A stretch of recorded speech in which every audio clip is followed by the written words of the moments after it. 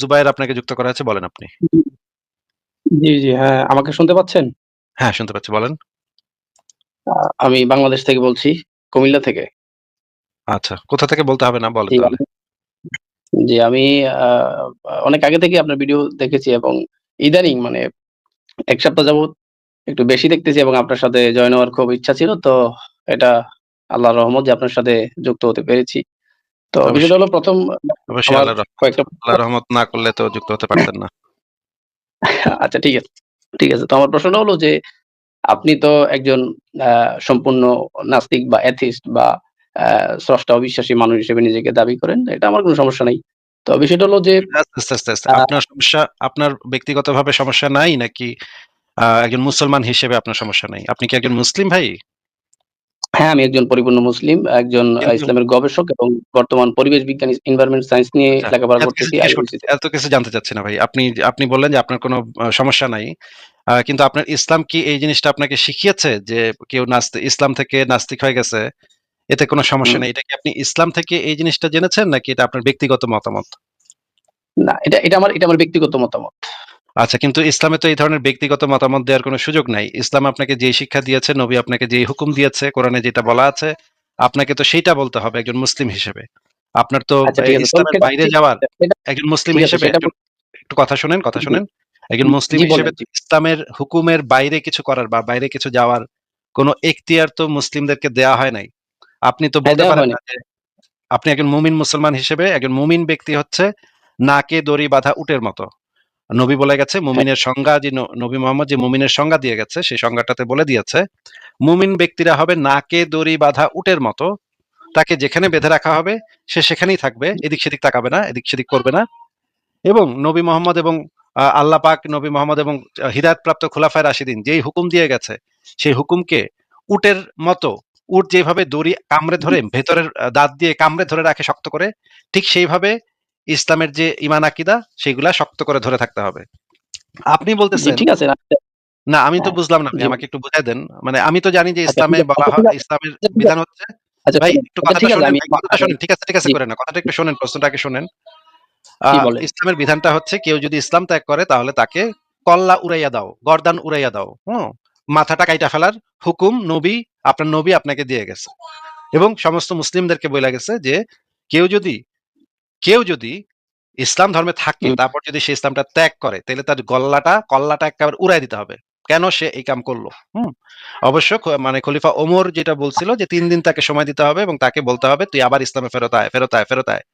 ফেরত আইলে তো আইলো, না আচ্ছা আইলে কল্লা আমার ফেলানো। আমার কল্লা প্রশ্ন ফেলানি। তো ওইটা না, আমার প্রশ্ন তো তাইলে ওইটা না। ভাই আমার মূল আপনার প্রশ্নটা কথা আমি তো শেষ আপনাকে হয় নাই। বলি। আমার কথা তো শেষ হয় নাই। আপনি যে বলছেন সেটার ভিতরে তো আমার একটা প্রবলেম আছে দেখে আমি আপনার কাছ থেকে ক্লিয়ার হয়ে নিতে চাচ্ছি। নাইলে আপনি সামনের দিকে আগাইলে হবে কেমনে? আপনার মানে কনসেপ্টটা আমি বুঝতেছি না। তো আপনার নবী হুকুম দিয়ে গেছে এটা, আপনার খোলাফায়ে রাশিদিন হুকুম দিয়ে গেছে এটা, আপনার আল্লাহ হুকুম দিচ্ছে এটা। নবীর কথাই তো আল্লাহর ওহী আসলে। হুম? এখন আপনি বলতেছেন জি, আপনার নাকি কোনো সমস্যা নাই। আমি বুঝলাম না আপনার সমস্যা নাই কেমনে? একজন মুমিন মুসলমান হিসেবে আপনি তো নিজেকে মুমিন বললেন। মুমিন মুসলমান হিসেবে আপনার তো অবশ্যই সমস্যা থাকা উচিত এবং পারলে আপনি কলাটা ফেলায় দেওয়ানোর উচিত। আর না পারলে আর কি করবেন? না পারলে আর কি অনলাইনে এসে একটু গালিগালাজ করলেন আর কি না মানে ইয়া গালিগালাজ করলেন করা তো আরকি। ইসলামের সৌন্দর্য না। আমি না, আপনাকে ইসলামে গালিগালাজ গালিগালাজ করব আছে না। তো। আপনাকে কে বলছে ইসলামের সৌন্দর্য না? ইসলামে প্রচুর গালিগালাজ আছে। নবী মোহাম্মদ নিজে গালিগালাজ আমি করত। আবু বকর না, গালিগালাজ আমি করত। আপনাকে আল্লাহ আমি পর্যন্ত আপনাকে আল্লাহ ব্যক্তিগতভাবে পর্যন্ত গালি গালিগালাজ করব। আল্লাহ পর্যন্ত গালিগালাজ করত। আচ্ছা ওইটাতে আমরা পরে যাব। মোহাম্মদ নিজে গালিগালাজ করত কিনা, আবু বকর গালিগালাজ করত কিনা, আল্লাহ নিজে গালিগালাজ করছে কিনা কোরআনের ভিতরে সেগুলো আমরা আস্তে, আস্তে দেখব নে। আগে আপনি আমাদেরকে একটু বলেন যে আপনার ধর্মে কি এই বিধানটা নাই যে কেউ যদি ইসলাম থেকে মুসলমান থেকে যদি ধর্ম ত্যাগ করে তাহলে তাকে কি করতে হবে বলেন তো? মুরতাদের শাস্তি কি? জি, আমি বলছি আপনি শুনেন। ইসলামের বিধান হচ্ছে যে কোন ব্যক্তি যদি ইসলাম ধর্ম গ্রহণ করার পরে সেখান থেকে সে পরিত্যাগ করে তাহলে না, ইসলামী গ্রহণ রাষ্ট্রের করার পরে উপরে এটা কোথাও বলা নাই। গ্রহণ করার পরে যদি ত্যাগ করে এটা কোথাও বলা নাই। শুধু এটা বলা আছে যে একজন ব্যক্তি যদি ইসলামটা শুধুমাত্র ত্যাগ করে তাহলে তার শাস্তি হচ্ছে মৃত্যুদণ্ড। হ্যাঁ, কল্লাটা ওইটি আরকি যে উড়ায় দেয়া। ইসলাম ত্যাগ এখন যে ইসলাম ত্যাগ করলো তার হুকুম বা বিধান হচ্ছে মৃত্যুদণ্ড। সেটা করবে হচ্ছে রাষ্ট্র। সেটা তো আমি জুবায়ের সেটা আহমেদ যে করার রাষ্ট্র দায়িত্ব করবে না। সেটা রাষ্ট্র করবে যেটা আপনি কোথায় পাইছেন ভাই? না, এটা তো ইসলামী শরিয়ার নীতি এটা। ইসলামী শরীয়তের নীতি এটা ঠিক আছে। কিন্তু শুধুমাত্র যে রাষ্ট্র করবে, নবী কি বইলা গেছে হাদিসের ভিতরে যে যদি শুধুমাত্র রাষ্ট্র থাকে তখন এটা করণ যাইব আর এমনে করণ যাইব না। এটা কি নবী কোথাও বলে গেছে? এখন অনেক জিনিসই আমার সামনে প্রতিষ্ঠিত বা আপনি যে দেশে থাকেন সে দেশে প্রতিষ্ঠিত নাই। ভাই এখন আপনাকে সে যেটা দেশে জিজ্ঞেস করছি প্রতিষ্ঠিত সেটা যদি দয়া করে একটু বলতেন যে আপনার নবী কি হাদিসের ভিতরে এটা বইলা গেছে যে যদি রাষ্ট্র থাকে তখন তোমরা কল্লা ফালাইও, রাষ্ট্র না থাকলে না, কল্লা ফালাও না, না। আপনার নবী কি এটা বলে? বলেন নাই। আচ্ছা আপনার নবী যে বিধানগুলা দিচ্ছে মনে করেন নবী কি কথা বলছে যে তোমরা রাষ্ট্র গঠিত হইলে তখন তোমরা নামাজ পড়ো, রাষ্ট্র গঠিত হইলে হুম, তখন তোমরা সুদ খাও না, এরকম কি কোথাও মানে কন্ডিশন দিচ্ছে যে রাষ্ট্র থাকুন লাগবো? না, ইসলামের কোনো বিধান না, কি? সেটা বলেন নাই। এটা তাহলে আচ্ছা ঠিক আছে। এই বিধানটা যখন দিচ্ছে সেখানেও তো রাষ্ট্রের কথা কিছু বলে নাই। আপনি এটা এড করলেন কোথা থেকে? আপনি হাদিসের ভিতরে পাইছেন? নবী বা আমি তার হাদিস সাহাবা থেকে ইকরাম কেউ কোথাও পড়ি বলছে? নাই। সেটা হচ্ছে ইজমায়ে উম্মত। আপনার কথাও ঠিক আছে। কোনো ব্যক্তি ব্যক্তিগতভাবে যদি হত্যা করে তো সেটাও ঠিক আছে। রাষ্ট্র হত্যা করলে সেটাও ঠিক আছে। আচ্ছা, আচ্ছা। তাইলে আমরা জানতে পারলাম যে নবীকে নিয়ে মানে যদি কেউ ইসলাম ধর্ম ত্যাগ করে তাহলে আপনার ধর্মের বিধান হচ্ছে তাকে জবাই করে ফেলা। আ কিন্তু আপনি বললেন তাকে যে আপনার জবাই করে ফেলা না, সরি, তাকে জবাই করে ফেলা না, তাকে হত্যা করা। এখন জবাই করার কথাটা জবাই কোরআনে বা হাদিসে বলা হয়নি, তাকে জবাই কতল করে করা না, বলা না হয়েছে। কতল। ইসলামের বিধান তাকে হচ্ছে কতল করা ভাই ইসলামের বিধান হচ্ছে শিরচ্ছেদের মাধ্যমে হত্যা করা হয়। ইসলামের অন্য কোনো ফাঁসি-টাসি দেয়া ইসলামের বিধানের ভিতরে নাই। ফাঁসি-টাসি দিবেন সেটা ইসলামে নাই তো ভাই। ইসলামের একমাত্র না, মৃত্যুদণ্ডের বিধান হচ্ছে গিয়ে ২ টা পদ্ধতি আছে। একটা পদ্ধতি হচ্ছে পাথর ছুঁইড়া হত্যা করা। আরেকটা না ৩ টা পদ্ধতি আছে। একটা হচ্ছে পাহাড় থেকে ধাক্কা দিয়ে ফালায় দেয়া।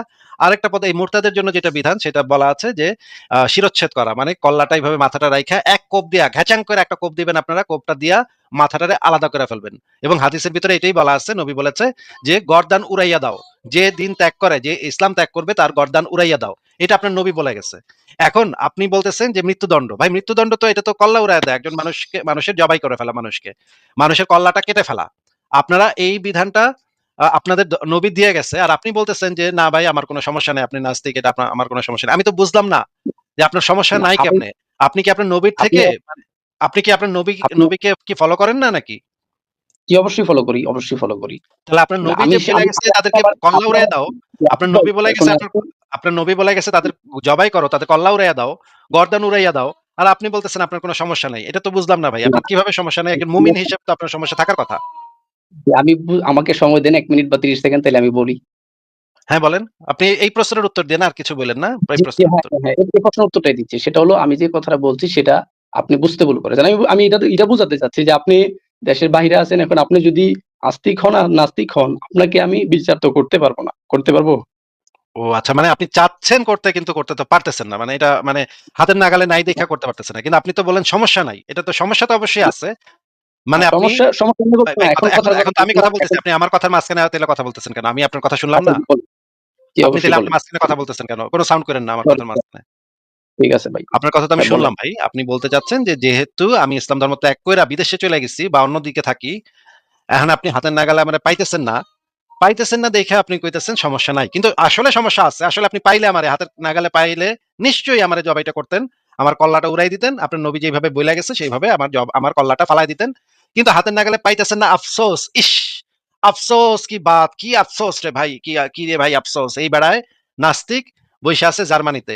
হাতের নাগালে পাইলাম না রে তোরে। পাইলে তোরে কল্লাটা এক্কারে খাচাং করে নামায় দিতাম রে। খালি পাইলাম না। আমার এখন নবী তো এভাবে আমি ভাই তো আপনাকে আমি তো কথার মাঝখানে কথা না, কথার মাঝখানে কথা ভাইজান, না, কথার মাঝখানে না, কথা না। আপনি তো আপনি তো আমাকে আপনাকে অপমান আবার সময় দিব। করতেছেন। আপনাকে ভাই আমি কোনো অপমান করতেছি না। আপনার নবী যেটা বলে গেছে আমি সেটা নিয়ে কথা বলতেছি। আপনি যে কথাটা বললেন যে আপনার পক্ষে এখন সম্ভব না আমার কল্লাটা নামায় দেয়া। এইজন্য আপনি বলছেন যে আমার কোনো সমস্যা নাই। কিন্তু আসলে সমস্যা আছে। আপনি চান আমার কল্লাটা কাচাং করে নামায় দিতে আপনি চান। মনে প্রাণে আপনি চান। যেহেতু আপনার নবী এই হুকুমটা দিয়ে গেছে আপনি মনে প্রাণে চান। কিন্তু হাতের নাগালে পাইতেছেন না খালি। দেইখা আপনি নিজেই এটার ব্যাখ্যাটা দিছেন। ভাই আপনি তো আছেন বিদেশে। আপনার মারুম কেমনে? আপনার জবাই করমু কেমনে? আপনার কল্লা ফালামু কেমনে? আপনার তো পাইতেছি না হাতের কাছে। মানে হচ্ছে আপনি হাতের কাছে পাইতেছেন না দেইখা আমার বিরুদ্ধে আপনি কোনো কিছু করতে পারতেছেন না। কিন্তু পাইলে তো ঠিকই করতেন। মনে করেন আমি যদি আপনার পাশের বাসায় থাকতাম, তাইলে তো নিশ্চয়ই আপনি আজকে এখন গিয়া চাপাতিটা নিয়া দাঁতটা দিয়া কইতেন, "ও আল্লাহু আকবার! লারায়ে তাকবীর! আমার নবী আমার দর্শক নবী বইলা গেছে, এটার কল্লা ফালাই দিস চল।" তারপর গিয়ে আমার কল্লাটা আপনি ফালাই দিতেন রাত্রেবেলা। ভাই এইটা হচ্ছে আপনারা যে মানে আপনাদের ধর্মটা যে আপনাদেরকে জঙ্গিবাদ শিখাইছে, আপনার নবী যে একটা জঙ্গির বাচ্চা জঙ্গি ছিল, এটা আপনি নিজে প্রমাণ করে দিলেন ভাই। আমার কিছু কিন্তু বলতে হইল না। আপনি নিজেই প্রমাণ করে দিলেন। এবার বলেন আপনি। আচ্ছা, আমাকে সময় দেওয়ার জন্য ধন্যবাদ। সেটা হলো যে আপনি যেভাবে কথার কথা, আপনি একজন নাস্তিক। আপনাকে তো আমি গালি দেই নাই, কিছু বলি নাই। কিন্তু আপনি যেভাবে কথাটা বললেন, এটা আপনার নাস্তিকতার নীতিতেই এটা যায় না। কারণ আপনি ঠিক আছে একজন মানুষ সম্পর্কে কথা বলবেন। আমার মতো জুবায়ের আহমেদকে কথা আপনি অবশ্যই সম্মান দিয়ে বলতেছেন। তো ১৫০০ নাস্তিকতার বছর কোন আগে নীতিতে একটা যায় না এটা একটু বুঝান তো ভাই? নাস্তিকতার কোন নীতির সাথে যায় না এটা একটু বলেন তো? না, নাস্তিকতার মধ্যে কি বলা হয়েছে যে আপনি একটা ধর্মের সমালোচনা করবেন, ঠিক আছে। কিন্তু ওই ধর্মের মধ্যে নাস্তিকতার কোন আপনাদেরকে নীতির ভিতরে বলা আছে? নাস্তিকতার কোন নীতির ভিতরে বলা আছে যে আপনার সাথে আমি আলোচনার সময় আপনারে কিছু কইতে পারুম না, আপনার নবীরে নিয়ে না, কিছু না, কইতে ওইটা পারুম বলতে না, এটা পারবেন, নাস্তিকতা? বলতে পারবেন। কিন্তু আপনি আমি যে কোনটা বললেন চাচ্ছি যে আপনি আমি যে বললেন চাচ্ছি যে নাস্তিকতার আমা নীতির আমি আমি সাথে যায় না। এটা একটু এক্সপ্লেইন করেন ভাই। এখন আমার আপনি প্রশ্নটা শুনে ভাই রে, জুবায়ের ভাই, আমার প্রশ্নটা শুনে একটু জি অ্যান্সারটা ভাই, করেন। আপনি একটু আগে বললেন জি যে বলেন। এটা নাস্তিকতার নীতির সাথে যায় না। কোনটা নাস্তিকতার নীতির সাথে যায় না? আপনাকে ধরেন আমি আপনাকে কোনো অপমানজনক কিছুই বলি নাই এখন পর্যন্ত। তারপরেও না, না, তর্কের খাতিরে নিচ্ছি। আমাকে জুবায়ের ভাই কিছু আমার বলেন। প্রশ্নটা শুনেন, প্রশ্নটা জি শুনেন, ভাই, প্রশ্নটা শুনেন, প্রশ্নটা জি শুনেন। বলেন, মনে করেন আমি জি বলেন। আপনার নবীকে জঙ্গি বললাম, হ্যাঁ? কারণ সে এই জিনিসটা তো আসলে জঙ্গিবাদী কাজই। কারণ একজন মানুষের বিশ্বাস-অবিশ্বাস সম্পূর্ণ তার ব্যক্তিগত বিষয়। এখানে আর কেউ কখনো নাক গলাইতে পারে না। একজন মানুষ বিশ্বাস করবে নাকি করবে না সেটা সম্পূর্ণ তার ব্যাপার। সে বুঝবে, সে চিন্তা ভাবনা করে দেখবে। কিন্তু আপনার নবী এই রকমের মানুষদের আমরা যারা ধর্ম ত্যাগ করতে চাই বা ধর্ম ত্যাগ করেছি তাদেরকে জবাই করে ফেলতে বলে, তাদের কল্লা উড়াই দিতে বলে। এটা সম্পূর্ণ মানবাধিকার লঙ্ঘন, আন্তর্জাতিক মানবাধিকার লঙ্ঘন এটা। একজন মানুষের যে বেসিক হিউম্যান রাইটস আছে, মানে মৌলিক মানবাধিকার আছে, সেই মৌলিক মানবাধিকারকে ক্ষুণ্ণ করে এটা। যে আমার বিশ্বাস বা অবিশ্বাস করার স্বাধীনতা নাই। আমাকে সবসময় ভয় দেখানো হচ্ছে এই ধর্মটা দ্বারা যে আমি যদি এই ধর্মটা ত্যাগ করি তাইলে আমারে নাকি মাইরা ফেলবে। এই ভয় এখনো মুসলিম দেশের অনেক মানুষ ধর্ম ত্যাগ করতে চায় কিন্তু ডরে করতে পারে না। কারণ আপনারা গিয়া তার কল্লাটা উড়াই দিবেন। জবাই করবেন তারে। হ্যাঁ? তার কল্লাটা ঘ্যাচাং করে কেটে ফেলবেন। আপনাদের নবী যেটা শিক্ষা দিয়ে গেছে সেটা করবেন আপনারা। এইজন্য হাজার লক্ষ মানুষ এখন পর্যন্ত মনে নাস্তিক কিন্তু আপনাদের সাথে তারা নামাজও পড়ে, রোজাও রাখে, সবকিছুই করে কিন্তু মুখে কইতে পারে না। এইটা হচ্ছে মানুষের মানবাধিকার লঙ্ঘন। এখন আপনি বললেন যে আমি যখন এই মানবাধিকার লঙ্ঘনের বিরুদ্ধে বললাম যে আপনার নবী এই সমস্ত মানে নোংরা, বর্বর, অসভ্য, জঙ্গিবাদী কথাবার্তা বইলা গেছে, তখন আমি আপনার নবীকে বলেছি জঙ্গির বাচ্চা জঙ্গি। আপনাকে আমি কিচ্ছু বলি নাই ভাই। আপনাকে আমি মোটেও অসম্মান করি নাই। আপনার সাথে আমি ভালোভাবে কথা বলছি। আপনি আরো অনেকক্ষণ থাকবেন, কথা বলবেন, কোনো সমস্যা নেই। আপনার সাথে আমার কোনো সমস্যা নাই। কিন্তু আপনার যে মতাদর্শ, আপনার যে নবী এবং আপনার যে কোরআন এগুলা নিয়ে আমার সমস্যা আছে। এরা আমাকে মারতে চায়, কতল করতে চায়। আমি তো ভাই কতল হইতে চাই না। আমি আমার ইচ্ছা মতো আমি ধর্ম বিশ্বাস করব কি করব না এটা আমার ইচ্ছা। আমার চ্যাটের খুশি। এনে তো কেউ কিছু কইতে পারে না। আপনি বলতেছেন আমি নাকি আপনাকে যদিও আমি অপমান করি নাই, আপনি বলতেছেন এটা নাকি নাস্তিকতার নীতির সাথে যায় না। নাস্তিকতার কোন নীতির সাথে এটা গেল না আমি তো বুঝলাম না। আমাকে একটু বুঝায় দেন নাস্তিকতার নীতিটা কি? আর কোন নীতিটার সাথে এটা যায় নাই সেটা আমাকে একটু বুঝায় দেন ভাই। আর কিছু বললেন না, হ্যাঁ? যেটা স্পেসিফিক প্রশ্ন করছি শুধু সেটার উত্তর দেন। আচ্ছা, ঠিক আছে। তো আপনি ইসলাম ধর্মের নিয়ে ক্রিটিসাইজ করবেন। নাস্তিকদের কাজই হচ্ছে সমালোচনা করা, বা এথিস্টদের কাজ হচ্ছে যে তারা কোন স্রষ্টায় বিশ্বাস করে না বা কোন ধর্মে বিশ্বাস করে না। এখন তো আপনারা তো তাহলে আমি তো আপনার কোন ভিডিওতে মানে আমি পাই নাই। হয়তো আপনি বলছেন কিনা ভাই সেটা আপনাকে আপনার কি দায়িত্ব। জিজ্ঞেস আপনি করেছি ভাই? বলবেন। কি জিজ্ঞেস করেছিলাম মনে আছে আপনার? হ্যাঁ, আপনি বলছেন যে ওই যে ধর্মের সমালোচনা করে এটা কোন নাস্তিকতার নীতির সাথে যায় না। না, এটা কোন নীতির সাথে যায় না সেটা জিজ্ঞেস করেছি। এটা নাস্তিকতার কোন নীতিটার সাথে এটা গেল না? নাস্তিকতার নীতি কি? আর নাস্তিকতার কোন নীতির সাথে এটা যায় নাই সেটা আমাকে একটু বলেন ভাই। এখন নাস্তিকতার নীতি কি সেটার কিছু পয়েন্ট আছে, সেটা আমার সামনে খাতা নাই বা আমি নোট করিনি, এজন্য আমি আপনি আপনাকে এই বলতে কোথা পারব না থেকে আমি দুঃখিত। পড়েছেন যে নাস্তিকতার নীতি হইতেছে ক এটা, খ এটা, গ ক এটা এরকম ক কোন ওইটা না। নীতিমালা পড়েছেন আপনি? নাস্তিকদের কাজই হচ্ছে তারা সমালোচনা করবে। এতটুকু জানি আমি। নাস্তিকদের কাজই সমালোচনা করা এটাও ভুল কথা। নাস্তিকদের কেউ চাইলে সমালোচনা করতেও পারে, নাও করতে পারে। এটা তার ব্যাপার। অনেক নাস্তিক আছে যারা কিছুই করে না। তারা কিছু কয়ও না। কথাবার্তাই কয় না, লেখালেখিও করে না, কিছুই করে না। চুপচাপ থাকে।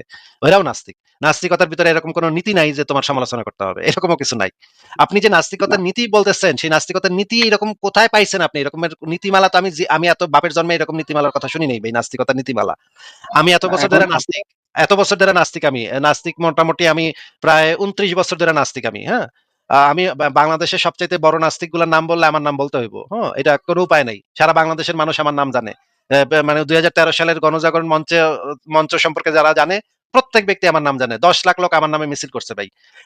আমি এত এইরকমের একজন নাস্তিক, আমি এখন পর্যন্ত নাস্তিকতার নীতিমালা পাইলাম না কোথাও। আপনি কইতেছেন নাস্তিকতার নাকি একটা নীতিমালা আছে, সেই নীতিমালার সাথে তাহলে নাকি আমার কোন তাহলে একটা আপনি বলেন যে কথাটা শুনেন ভাই। নাস্তিকতা কাকে বলে? প্রশ্নটা একটু শুনেন ভাই, প্রশ্নটা একটু শুনেন। আপনি বলতেছেন যে এইটা আমার কোন একটা কথা নাকি নাস্তিকতার নীতিমালার সাথে যায় না। আর নাস্তিকতার নীতিমালা আছে এইটাই তো আমি জানতাম না। এতগুলা বছর আমি নাস্তিক। এতগুলা বছর ধরে আমি হাজার মানুষ আমার আমার মানে কারণে নাস্তিক হয়ে গেছে। সেটা লাখখানেকের উপরে হয়ে যাবে সেটা সংখ্যা হিসাব করলে। আর আপনি আজকে আমারে কইতেছেন যে আমি নাকি নাস্তিকতার নীতিমালাই তো আমি এখন পর্যন্ত জানলাম না ভাই। আপনি আমাদেরকে একটু বলেন তো ভাই যে নাস্তিকতার এই নীতিমালা এটা আপনি কোথায় পাইছেন? কোন বইতে পড়ছেন একটু বলেন তো? এখন নাস্তিকতা তাহলে কাকে বলে? সেটা আপনি একটু আমাকে বলতে হবে। আপনাকে আমি একটা জিনিস জিজ্ঞেস করেছি। আপনি যদি না জানেন, তাইলে আপনি বলবেন যে, "ভাই এরকম কোন নীতিমালা আমি জিন্দেগিতে পড়ি নাই।" সেটা আগে বইলা নেন। তারপর তো নাস্তিকতা কাকে বলে, নাস্তিকতার নীতিমালা আছে নাকি নাই সেটা নিয়ে কথা বলবো আমরা পরে। আগে একটু বলেন যে আপনি নীতিমালা কি কোথাও পাইছেন এরকম? আমি তো বাপের জন্মে শুনি নাই ভাই এরকম নীতিমালা।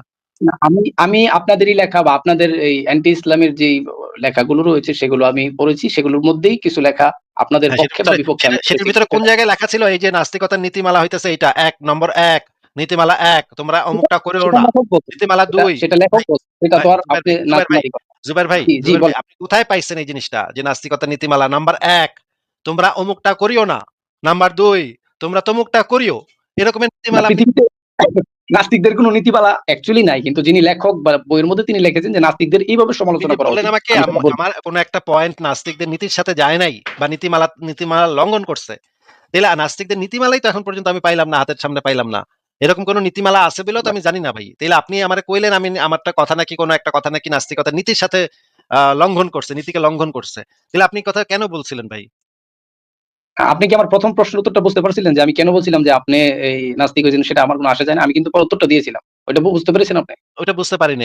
আপনার তো আপনি যখন একজন মুমিন মুসলমান তখন এই কথা বলার কোন উপায় আপনার নাই। যে না একজন মানুষ মুসলমান থেকে আমি নাস্তিক আমি হইছে তো এটা নিয়ে কথাটা আপনার কোন বলি নাই। প্রবলেম নাই। এই কথা আপনি বলতেই আপনি পারেন না। বলছেন যে না, আপনি বলছেন যে জুবায়ের ভাই আপনার মন চাইতেছে আমাকে এই হত্যা করার জন্য কিন্তু আপনি না, আপনার পারতেছেন না মন কারণ চাইতেছে আপনি আমি বলি নাই। আপনার মন চাইতেছে আপনি বলিনি। আপনি যে উত্তরটা দিছিলেন আপনি বলছেন যে যে ভাই ইসলামের আপনি তো প্রথম, বিদেশে ইসলামের আছেন। প্রথম। ভাই আপনি বলছিলেন না জি। আপনি তো ভাই বিদেশে আছেন। আপনার এখন মানে করুম কেমনে? এইজন্য আমি হ্যাঁ, বলছি বলেছি। যে আপনার তার মানে হইতেছে এইটা যে আপনি আসলে চেষ্টা করতেন যদি কাছে থাকতাম তাইলে হয়তো চেষ্টা করতেন কিন্তু আমি দূরে আছি। পারতেছেন না এইজন্য আপনি আমার কল্লাটা উড়াইতেছেন না। সেই আলোচনা শেষ হয়ে গেছে ভাই। এখন আমি জিজ্ঞেস করতেছি নাস্তিকতার ওই নীতিমালাটা তো আপনি কোথাও পান নাই। তাইলে তার মানে তো আপনি কোন নীতিমালা তো এরকম পড়েন নাই। তাই না ভাই? হ্যাঁ, অবশ্যই। হ্যাঁ, তাইলে আপনি যে এখন তখন বললেন যে এটা আপনার এই কথাটা তো নাস্তিকের নীতির সাথে যাচ্ছে না। এই কথাটা আপনি ভুল বলছিলেন। না, আপনি এখন শোনেন আমার লাইভে এসে এরকম ভুলভাল কথা বললে আমি কিন্তু প্রত্যেকটা পয়েন্টে ধরবো ভাই, হ্যাঁ? এই ধরনের ভুলভাল বলেন কথাবার্তা সমস্যা বললেন না। নেই। সবাই সঠিকভাবে হিউম্যান কথা বিং মানুষ বলবেন। তো করবে। সঠিকভাবে কথা বলবেন তাহলে সঠিকভাবে আমরা আলোচনা করতে পারবো। ভুলভাল বললে আমি ধরি ভাই। এটা হচ্ছে আমার একটা সমস্যা। আমি কোন ভুল পছন্দ করি না। আমিও ভুল করি। কিন্তু আমি ভুল করলে আমি চাই আপনি আমার ভুলটা ধরে দিবেন। তাইলে আমি আমার ঠিক ভুলটা আছে। শুধরে নিতে পারবো। ঠিক আছে? এখন আপনাকে অবশ্যই যেটা ধন্যবাদ। বলতেছি তাহলে আমি যে একটা সম্পূরক প্রশ্ন করি। তাহলে আমি একটা সম্পূরক প্রশ্ন করে আপনি রাখি। আমাকে জিজ্ঞেস করছেন অলরেডি না যে নাস্তিক কাকে বলে সেটা জিজ্ঞেস করছেন। সেটার উত্তর কি আপনি জি। চাচ্ছেন নাকি চাচ্ছেন না এখন আর? না, অবশ্যই চাচ্ছি। হ্যাঁ, বলেন অবশ্যই। গো অহেড। আচ্ছা, আচ্ছা। নাস্তিক হচ্ছে তারা যারা এই যে আপনারা যারা ছোটবেলা থেকে মনে করেন আপনি একটা মুসলিম পরিবারে জন্মাইছেন, তাই না ভাই? হ্যাঁ, অবশ্যই। মুসলিম পরিবারে জন্মাইছেন আপনার বাপ-মা আপনারে শিখাইছে যে ইসলাম ধর্মটা সত্য ধর্ম। কোরআনে যা লেখা আছে সত্য কথা। আর সবচেয়ে শ্রেষ্ঠ হইতেছে নবী মোহাম্মদ। তার থেকে শ্রেষ্ঠ আর কেউ নাই। এইটা তো আপনাকে ছোটবেলা থেকে আপনার বাপ-মা শিখাইছে, তাই না ভাই? হ্যাঁ, শিখিয়েছে। বাপ-মা শিখিয়েছে এবং আমি নিজে অধ্যয়ন করেছি। না, আগে তো বাপ-মা শিখাইছে। ছোটকালে তো আর আপনি অধ্যয়ন করেন নাই। আমি ছোটকালের কথা না, বলতেছি। আগে বাপ-মা ছিল। না, আগে বাপ-মা আগে তো বাপ-মা শিখিয়েছে। শিখাইছে। ঠিক। হ্যাঁ, আগে বাপ-মা শিখাইছে। আপনি স্কুলে গেছেন, স্কুলে টিচাররা শিখাইছে। তারপরে আপনার এলাকার যে লোকজন আছে তারা যখন আপনার নামাজ পড়তে নিয়ে যাইত তারা শিখাইছে। তারপর আপনার আত্মীয়স্বজন, চাচা-চাচী, দাদা-দাদি, নানা-নানি এরাও শিখাইছে, হ্যাঁ, ইসলাম ধর্মটা সত্য। ঘটনাক্রমে এরকম যদি হইতো যে আপনার জন্মটা একটা হিন্দু পরিবারে, ভারতে একটা হিন্দু পরিবারে হইতো, তাইলে কি হইতো ঘটনাটা?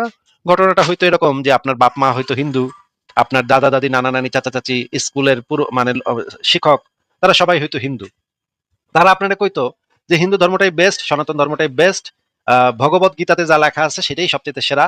সেরা কথা আর কৃষ্ণ হইতেছে সবচেয়ে শ্রেষ্ঠ। কৃষ্ণের থেকে আর রামের থেকে ভালো কেউ হইতেই পারে না। এটা আপনাকে ছোটবেলা থেকে শেখানো হইতো এবং আপনার মন মানসিকতা তৈরি হইতো ওই জিনিসগুলোর উপরে ভিত্তি করে। আপনি ছোটবেলা থেকে বড় হইতেন এইভাবেই যে কৃষ্ণ হইতেছে শ্রেষ্ঠ, রাম হইতেছে শ্রেষ্ঠ, ভগবত গীতা, বেদ এগুলাতে যা লেখা আছে সেগুলোই হইতেছে শ্রেষ্ঠ কথাবার্তা। এর থেকে ভালো কিছু হইতে পারে না।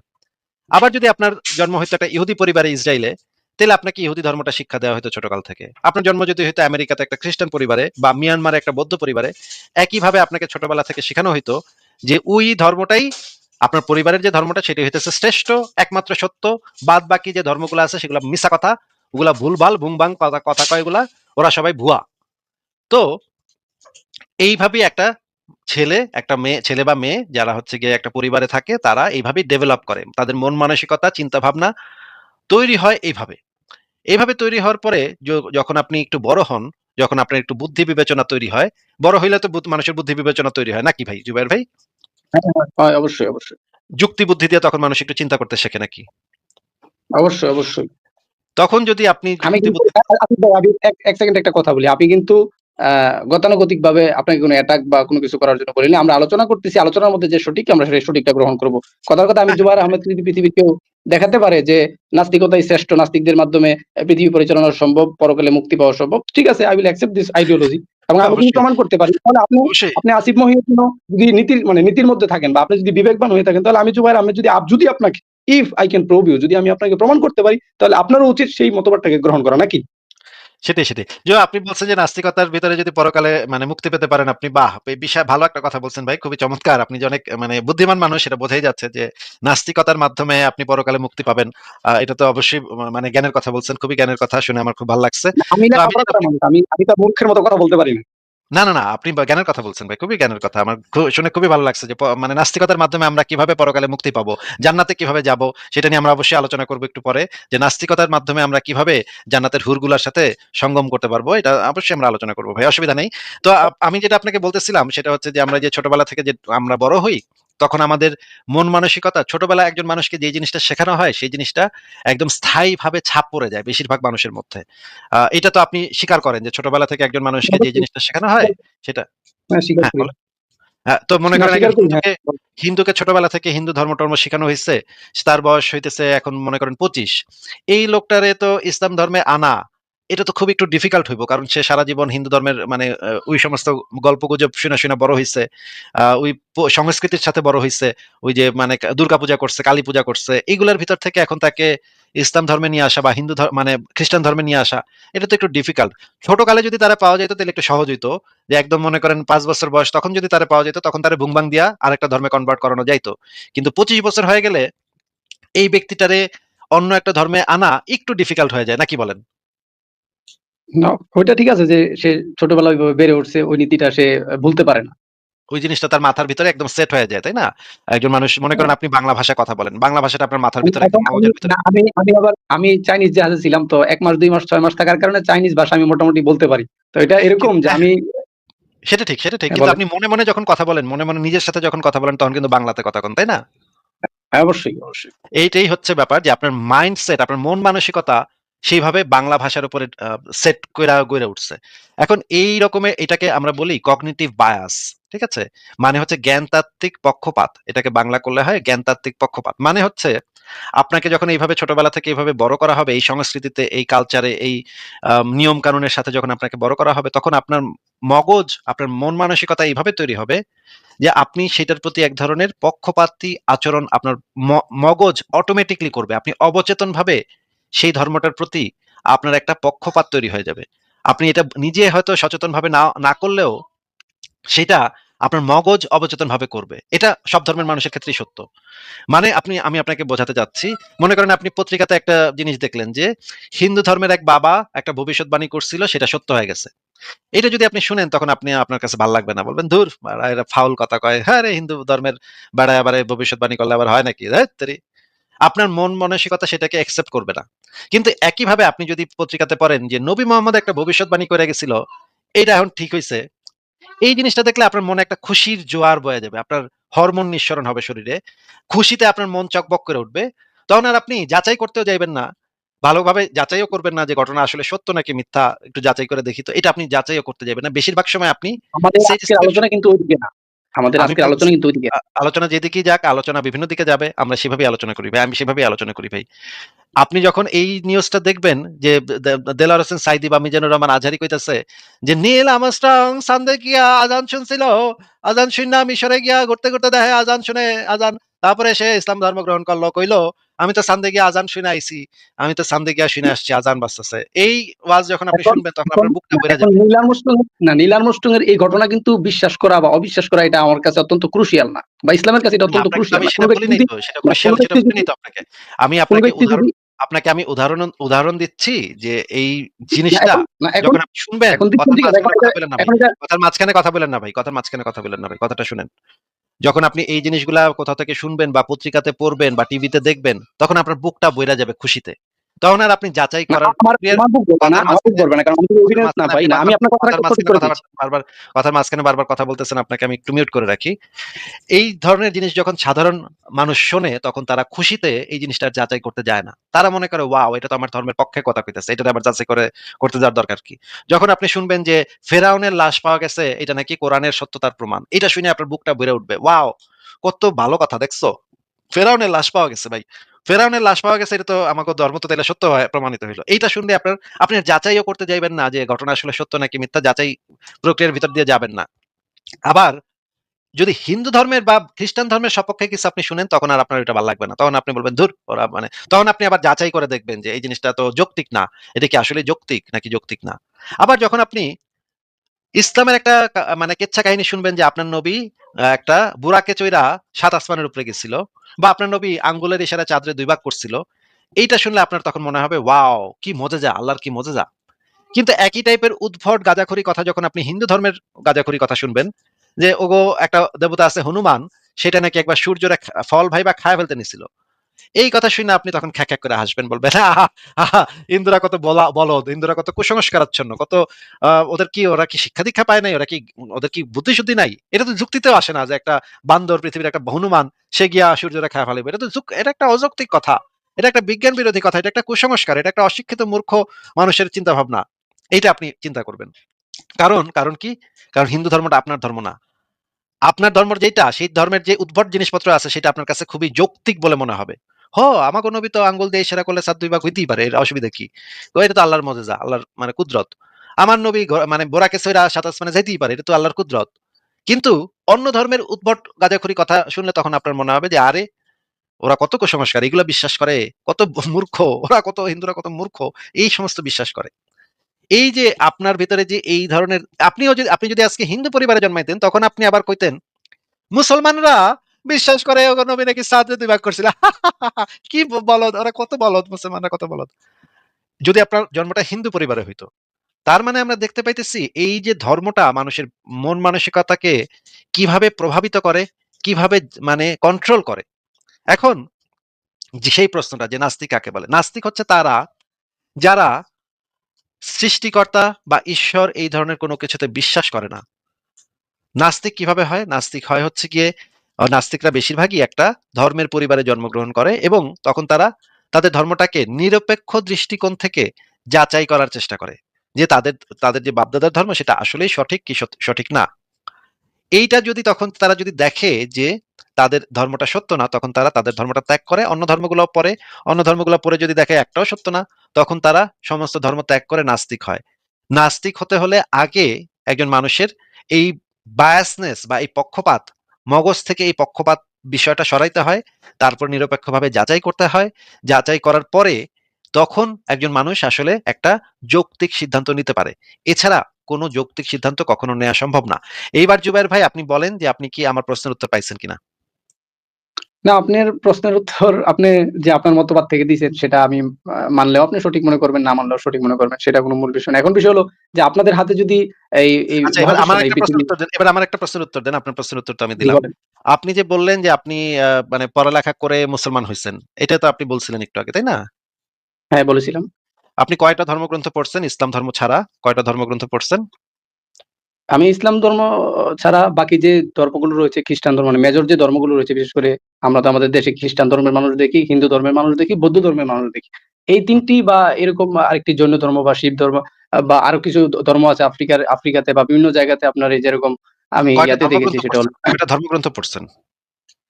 না, ধর্মগ্রন্থ A to Z আমি সবগুলো পড়ি নাই। জাস্ট শুধু এ টু মৌলিকত্ব জেড, জানার আচ্ছা, চেষ্টা করি। আচ্ছা, প্রিন্সিপাল। এ টু জেড পড়েন নাই। কয়টা ধর্মগ্রন্থ আপনি হাত দিয়ে ধরছেন, টাচ করছেন?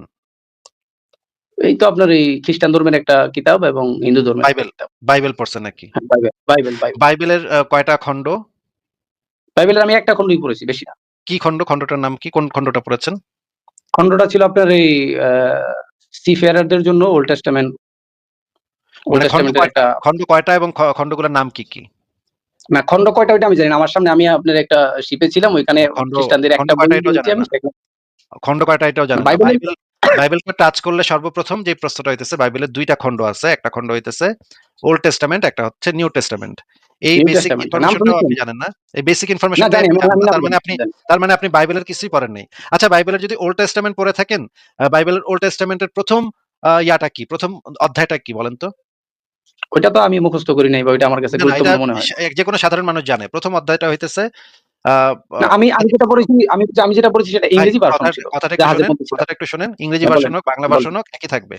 জেনেসিস ইংরেজিতে বলে জেনেসিস, বাংলায় বলে আদি পুস্তক। ঠিক আছে?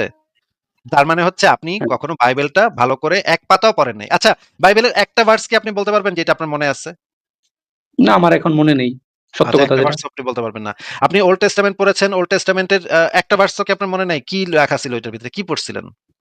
না যা পড়েছিলাম সেটা হলো মানে আপনার এই মানে যেটাকে আপনি বললেন একটু আগে যে ওই যে মানে এটাকে তেমন প্রথমত আমি গুরুত্ব দেই নাই এবং এটাকে পড়েছি ঠিক এটার আছে, মধ্যে ইংলিশ গুরুত্ব ছিল দেন নাই। কিছু ঠিক আছে, ইংরেজি ঠিক আছে। কিছু ইংরেজি তার কিছু ইংরেজি বাইবেলের যে ৪ টা গসপেল আছে সেই ৪ টা গসপেলের লেখকদের নাম কি বলেন তো? একটা পড়েছিলাম গসপেল অফ জন। একটা বলতে পারছেন পড়েছিলাম না। না মানে নাম আর আর কি? শুনেছিলাম আরকি। আর কি? আর ৩ টা বাকি ৩ টা? আরেকটা ছিল আরেকটা ছিল গসপেল অফ ম্যাথিউ। নাম আচ্ছা, শুনেছিলাম শুধুমাত্র। ২ টা হইছে আর? নাম আরেকটা আপনি শুনেছেন, যেটা পড়েন নাই। জেনেসিস বললেন এটারও নাম আচ্ছা, শুনেছি। পড়েন নাই। আচ্ছা, পড়েন নাই। নাম শুনেছেন কিন্তু পড়েন নাই। তার মানে তো আপনি তো বাইবেলটা কখনো মানে ভালো করে পড়া তো দূরের কথা, এক পাতাও আপনি পড়ছেন কিনা সন্দেহ। হয়তো এক পাতার হয়তো ১ টা ২ টা লাইন পড়ছেন। ভাই একটা জিনিস যখন আপনি যাচাই করেন নাই, খ্রিস্টান ধর্ম সত্য কি সত্য না, সেই ধর্মগ্রন্থটা পড়েনই নাই। তার মানে তো আপনি যাচাই করেন নাই আসলে। যাচাই করাটা তো আপনার পক্ষে সম্ভবই না। যদি আপনি বাইবেলটা না পড়েন তাহলে তো আপনার পক্ষে সম্ভব না যে মনে করেন আপনি সারা জীবন একটা দোকান থেকে দুধ কিনেন, আপনার ১৪ গোষ্ঠী ওই দোকানের দুধই খায়। এখন আপনি কইতেছেন ওই দোকানের দুধই সর্বশ্রেষ্ঠ দুধ। অন্য কোনো দোকানের দুধ আপনি জীবনে খানও নাই। তাহলে আপনি কেমনে বলতে পারেন যে এই দোকানের দুধ সর্বশ্রেষ্ঠ দুধ বলেন তো ভাই? না, আমি তো দুধের কথা তো বলি নাই যে দোকানের দুধ সর্বশ্রেষ্ঠ। আপনাকে আমি এই দুধের কথাটা উদাহরণ হিসেবে জিজ্ঞেস করছি যে আপনি একটা দোকান থেকেই সারা জীবন দুধ কিনছেন, আপনার বাপ দাদা ১৪ গোষ্ঠী ওই এক দোকান থেকেই দুধ কিনছেন, অন্য কোনো দোকানের দুধ আপনি মুখে কখনো টেস্টই করেন নাই। এই রকমের একজন ব্যক্তির পক্ষে কি বলা সম্ভব যে ওই দোকানের দুধটাই সর্বশ্রেষ্ঠ দুধ? না এটা সে কেন বলবে? তার আরো ১০-১২ টা দোকান চেক করা উচিত। ১০-১২টা দোকান থেকে দুধ কিনে এনে টেস্ট করে দেখা উচিত যে আসলে কোনটা ভালো। এইটাকে বলা হয় যাচাই হ্যাঁ, করা নাকি? হ্যাঁ যাচাই করা। তো আপনি তো মানে মেজর যে ধর্ম, সেই মেজর ধর্ম সবচাইতে মেজর ধর্ম ইসলাম বাদে মেজর ধর্ম হইতেছে খ্রিস্টান। তাদের মানে গ্রন্থ হইতেছে বাইবেল। সেই বাইবেলটাই আপনি কখনো পাতা খুইলা এক পাতাও পর্যন্ত পড়েন নাই। তাহলে আপনি তো কোনো যাচাই বাছাই প্রক্রিয়ার ভিতর দিয়ে যান নাই ভাই। তাইলে তার মানে তো আপনি আপনার যে বাপ-দাদার ধর্মটা, সেই ধর্মটা আপনার বাপ-দাদা আপনারে কইয়া দিছে, আপনি কইছেন, "হ, এটাই তো আমাগো ধর্ম। আমরা তো মুসলমানের পোলা, আমি তো মুসলমান।" এইজন্য আপনি মুসলমান হইছেন। তো আপনি যে একটু আগে বলতেছিলেন যে, "আমি তো খুব পড়ালেখা করে ইসলাম ধর্ম গ্রহণ করেছি।" কথাটা মিথ্যা না কথা ইসলাম বলেছেন ধর্ম আপনি। নিয়ে লেখাপড়া করেছি কিন্তু অন্য ধর্ম নিয়ে লেখাপড়া করি নাই। আপনার কথা শুনে এখন থেকে করব সমস্যা নাই তো? না, আপনি তো অন্য ধর্মগ্রন্থ না করলে তো আপনি ইসলাম ধর্মটা যাচাই করেন নাই। তাইলে তো আপনি আপনার ধর্মটা শুধুমাত্র আপনার ধর্মটাই পড়ছেন। মানে আপনি ওই একই দোকানের দুধ বেশি করে খাইছেন আরকি। মানে সারাদিন ধরে ওই একই দোকানের দুধ খাইছেন। কিন্তু আপনি তো তো সেই এক দোকানের দুধ খায় তো এইটা বলতে পারবেন না যে অন্য দোকানের দুধগুলা ভুয়া দুধ। আচ্ছা, ওরা পানি মিশায়। অন্য দুধগুলা পানি মিশায় না দুধ। আমি যে দোকান থেকে কিনি সেই দোকানের দুধই একমাত্র খাঁটি দুধ। এটা তো আপনি কইতে পারবেন না ভাই। আপনার তো আগে অন্য না দোকানের দুধও খাইতে হবে এটা বলতে হইলে, তাই না? না এখন আপনার সাথে তো আপনি তো আর খ্রিস্টানও না, মুসলিমও না। যদি আপনি খ্রিস্টান হতেন তাহলে আমি আপনার তার সাথে মানে তো ওই আপনি ডিবেটে যাচাই আসতাম করেন না। নাই। তার মানে তো আপনি আমি পড়ছি। আমি বাইবেল পড়ছি। পুরাটা আমার পড়া আছে। আমি বেদ পড়ছি।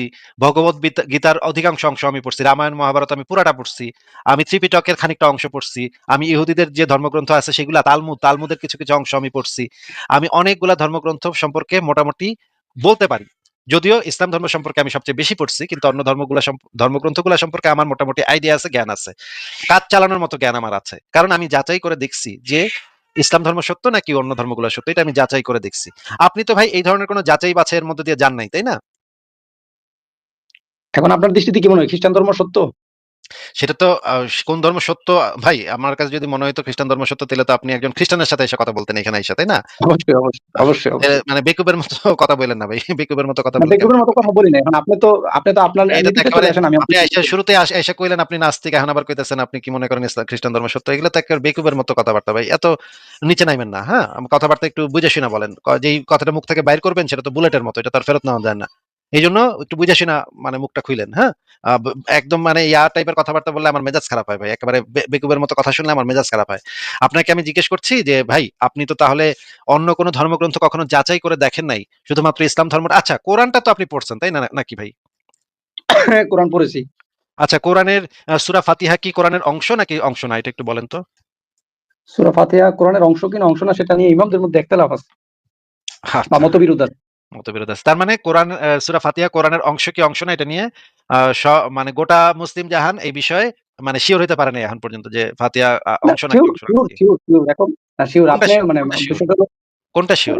না এখন অংশ নাকি অংশ না না? এখন না কোরআনের অংশ বলতে কেউ বলতেছেন যে সূরা ফাতিহাটা হচ্ছে সেটাই তো আমি পবিত্র যে কোরআনের উম্মুল বলতেছি। কোরআন। সেটাই তো আমি বলতেছি যে কেউ বলতেছে কোরআনের অংশ, কেউ বলতেছে কোরআনের একটা আয়াতেই বলা আছে তোমাকে আমি পাঠিয়েছি কোরআন এবং মানে সূরা ফাতিহা ৭ আয়াত এবং কোরআন।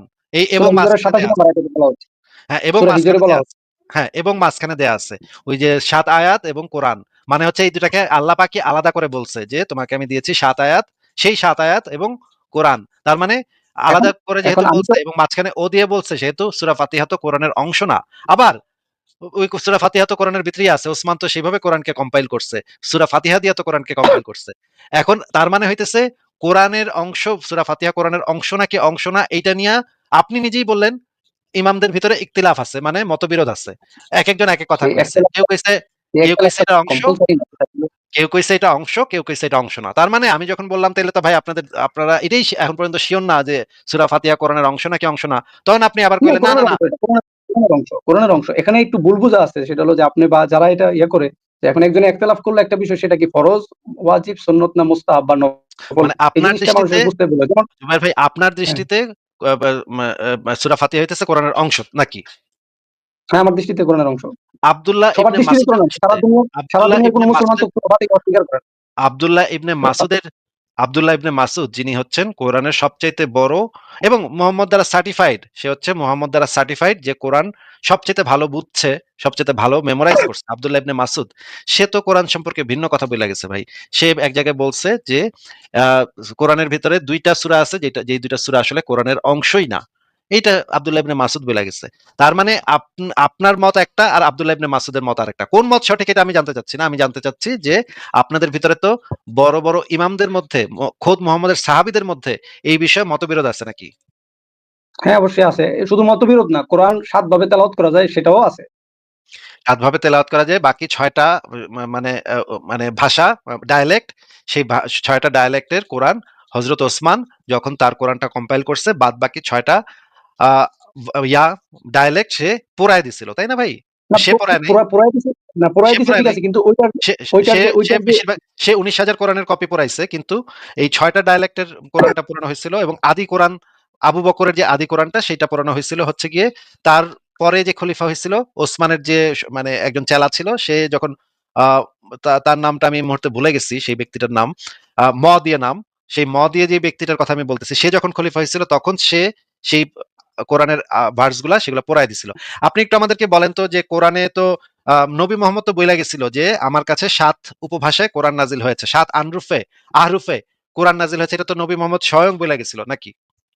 হ্যাঁ, বলেছেন ৭টা আরবি ভাষারই রীতি রয়েছে। যেমন আপনি ইংরেজি তো ভালো জানেন, আমিও ইংরেজি আইএলটিএস করেছি। সেটা হলো যে শিডিউল একটা শব্দ আছে, এটাকে কিন্তু ২ ভাবে পড়া যায়। স্কেডিউলও বলা যায়, শিডিউলও বলা যায়। এখন আপনি কি একটাকে ভুল বলবেন? না, না, আমি আপনাকে জিজ্ঞেস করছি যে নাজিল হয়েছিল যে সেই নাজিল হওয়া যে নাজিল হয়েছিল কয়টা ভাষাতে?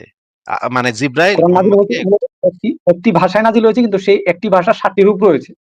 না, না, না, আপনি ভুল বলছেন। কোরআন নাজিলই হয়েছিল ৭ টি ভাষাতে। আপনি কি আ আ আপনি কি একটু চেক করে দেখবেন যে আপনি ভুল বলছেন নাকি সঠিক বলছেন? না, আপনি নাজিল বলতে নাজিল শব্দের অর্থ হচ্ছে অবতরণ করা। সেই শব্দটা হাদিসের মধ্যে আছে যে উনজিলাল কোরআন, মানে কোরআনকে নাজিল করা হয়েছে আরবি ৭টি রীতিতে, ৭টি ভাষায় না। আসলে ভাষার ইংরেজি হচ্ছে লুগাত। তো আচ্ছা ঠিক আছে। হারুফ শব্দের অর্থ আমি হচ্ছে আপনাকে বর্ণমালা। সে সেটা সেটা আমি ঠিক করে দিয়েছি তো। সেটা আমি বলে দিয়েছি তো ডায়ালেক্টে। ঠিক ডায়ালেক্ট আছে। বলতেছি হ্যাঁ, আমি। বলেন। হ্যাঁ, আপনাকে আমি ডায়ালেক্ট, জিজ্ঞেস ডায়ালেক্ট। ঠিক করছি আছে। যে জিব্রাইলের কাছ থেকে কি ৭ টি উপভাষায় নাজিল হয়েছিল? নাকি একটি ভাষাতেই নাজিল হয়েছিল পরে মুহাম্মদ সেটাকে ৭ টি উপভাষাতে পরিণত করছিল? না, না, স্বয়ং জিব্রাইল আলাইহিস সালামই ৭টি আপনার উপভাষাতে এই রীতিটাকে শিখিয়ে দিয়ে গিয়েছিলেন। তার মানে মুহাম্মদের উপরে ৭ টি উপভাষায় কোরআন নাজিল হয়েছিল নাকি? হ্যাঁ, হ্যাঁ, হ্যাঁ, ৭টি উপভাষা। টোটাল ৭ টি উপভাষা। তাহলে ওসমান বাদ বাকি ৬টা কুরাইশদের আরবিটাকে রাইখা বাদ বাকি ৬টাকে ওসমান পোড়ায় ফেলছিল নাকি ভাই? হ্যাঁ, ঠিক তাহলে আছে। নাজিল হওয়া জিনিস ওসমান পোড়াইলো, এইটার মানে অথরিটি ওসমান কিভাবে পাইলো? নাজিল হওয়া জিনিস কি একজন মানুষ পোড়াইতে পারে? না, এখন বিষয় হলো একটা জিনিস যদি আপনার হার্টের মধ্যে রিভিল করা হয় বা সেন্ড ডাউন করা হয়, সেটা যদি আপনি কাগজে পুড়িয়ে দেন সেটা তো কোনো সমস্যা নাই। আর কোরআন না, না, একমাত্র আপনাকে আমি গ্রন্থ জিজ্ঞেস যেটা করছি ভাই, কাগজে অবতীর্ণ আপনি আমার হয়। প্রশ্নটা একটু ভালো করে শুনে তারপর উত্তর দেন। আল্লাহ পাক কোরআন নাজিল করেছেন এবং আল্লাহ পাকই এর সংরক্ষণকারী, তাই না? এটা তো কোরআনে বলা আছে নাকি? হ্যাঁ, হ্যাঁ, এটা বলা আছে। আল্লাহ পাক কোরআনটা কয় উপভাষাতে নাজিল করেছিল? ৭ টা আরবি উপভাষায় নাজিল করেছে। ৭টি আরবি উপভাষা, এবং এই ৭টি আরবি উপভাষার সংরক্ষণকারী তো আল্লাহর হওয়ার কথা নাকি? হ্যাঁ, হ্যাঁ, আল্লাহর হওয়ারই কথা এবং তাহলে আল্লাহ আছেন। তাহলে বাদ বাকি যে ৬টা উপভাষার কোরআনকে যে ওসমান পোড়ায় দিল, সেগুলো তো এখন আর পাওয়া যাচ্ছে না, তাই না? না, সেগুলোর তো তেলাওয়াত রীতি তো ওই সময় ছিল, এখনো আছে। এখন ওইটা সেগুলো নিয়ে তো তো কেউ এখন আর পাওয়া সমালোচনা করে যাচ্ছে নাই না। ওই সময়। সেগুলো কি পাওয়া যাচ্ছে? এখন ওই বাকি ৬টা উপভাষার কোরআন কি এখন পাওয়া যায়? না, ওইটা তো এখন কন্টিনিউয়াসলি পৃথিবীর কোথাও আপনার তেলাওয়াত হয় না। মানে সেটা তো কম্পিটিশন পাওয়া ছাড়া যায় বা কি যায় না সেটা জিজ্ঞেস করেছি। পাওয়া যায় কি যায় না? না পাওয়া যায় না বলতে এটাতে এখন কেউ গুরুত্ব দেয় না, বিষয়টা হলো এটা সে আরকি। পাওয়া যায় না। তার মানে আল্লাহ পাক যে ৭টি উপভাষায় কোরআন নাজিল করেছিল, যেই ৭টি উপভাষার কোরআনই আল্লাহর সংরক্ষণ করার দায়িত্ব ছিল, সেই ৭টি উপভাষার কোরআনের ৬টা ওসমান পোড়ায় দিছে দেইখা সেগুলা আর পাওয়া যাচ্ছে না। তার মানে আল্লাহ পাক, প্রশ্নটা ভালো করে শুনে তারপর উত্তর দিয়েন জুবায়ের ভাই, হ্যাঁ? বলেন, বলেন আবারও শুনতেছি। আবারও শুরু থেকে বলছি। আল্লাহ পাক ৭টি উপভাষার কোরআন নাজিল করেছিল মুহাম্মদের উপরে এবং বলে দিছিল, এই যে আমি নাজিল করলাম এই ৭টি উপভাষার কোরআন, এগুলার সংরক্ষণকারী আমি আল্লাহ। এটা আল্লাহ বলে দিল। তাই না ভাই? হ্যাঁ, তার সেই ৭টি উপভাষার কোরআনের ভিতর থেকে ওসমান যখন ক্ষমতা পাইল তখন ৬টি উপভাষার কোরআন পোড়ায় দিয়া কুরাইশদের উপভাষার কোরআনটাকে সংরক্ষণ করলো। তার মানে ৬টি উপভাষার কোরআন পুইরা গেল। সেগুলো আর সংরক্ষণ হইল না। কিন্তু আল্লাহ তো বলছিল ৭টি উপভাষার কোরআন যেগুলা আল্লাহ পাক নাজিল করছে সবই আল্লাহ পাক সংরক্ষণ করবে। এটা তো আল্লাহ পাক বলছিল। তার মানে ৭টা উপভাষার কোরআনই আল্লাহ পাকের সংরক্ষণ করার কথা ছিল। কিন্তু ওসমান এসা বাদবাকি ৬টা উপভাষার কোরআন পোড়ায় দিল। এই কারণে আল্লাহ পাক যে বলছিল ৭টি সব সে যা নাজিল করছে, আল্লাহ পাক যা নাজিল করছে সেটাই সংরক্ষণ করবে আল্লাহ পাক নিজে। তাহলে তো আল্লাহ তো আসলে সংরক্ষণ করতে পারল না। ওসমান তো আল্লাহ পাকের যে সংরক্ষণ করার যে দায়িত্বটা, সেই দায়িত্বটাকে ফুলফিল করতে দিল না ওসমান। তাইলে তো ওসমান তো বড় আল্লাহ হইল।